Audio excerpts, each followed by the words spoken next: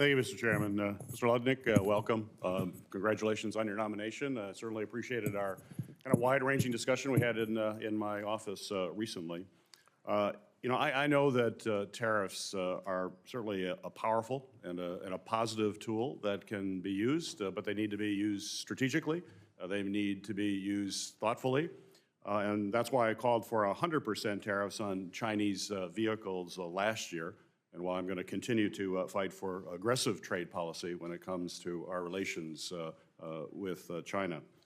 As a senator from Michigan, I'm particularly focused on manufacturing. We know how to make things in Michigan. And I don't think you can be a great country if you don't actually make things, and that's what we do in my state. And I want to work with the administration to make sure we're growing that sector as well as creating good-paying jobs that result from manufacturing. However, I am concerned that President Trump's plan to impose tariffs on Canada and Mexico before the rest of the world, in fact, it could be in a matter of days, is what we are hearing, could hurt our manufacturers who do considerable trade back and forth, as we discussed in the office. Michigan is the home of the top three border crossings in North America. We're two of them.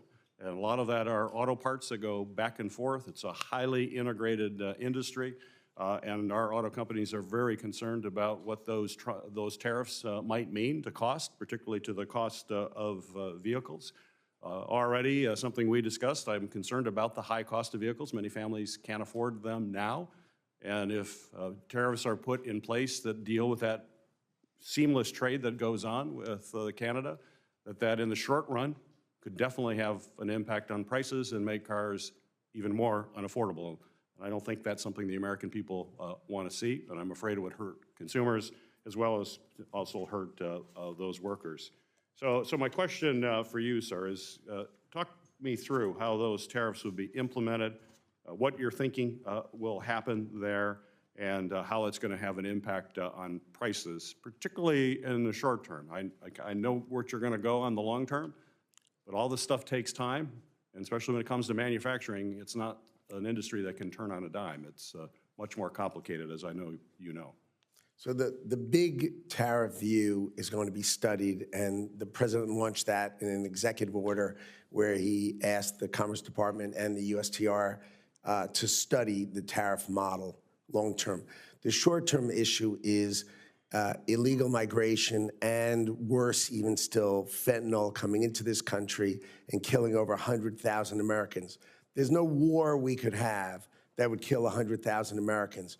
The president is focused on ending fentanyl coming into the country. You know that the labs in Canada are run by Mexican cartels. So this tariff model is simply to shut their borders with respect America. If we are your biggest trading partner, show us the respect, shut your border, and end fentanyl coming into this country. So it is not a tariff per se. It is an action of domestic policy. Shut your border and stop allowing fentanyl into our country, killing our people. So this is a separate tariff to create action from Mexico and action from Canada. And as far as I know, they are acting swiftly. And if they execute it, there will be no tariff. And if they don't, then there will be. But it's an action-oriented model. That's not the ordinary tariff. The ordinary tariffs need to be studied and examined, and that will start, as the EO said, in April.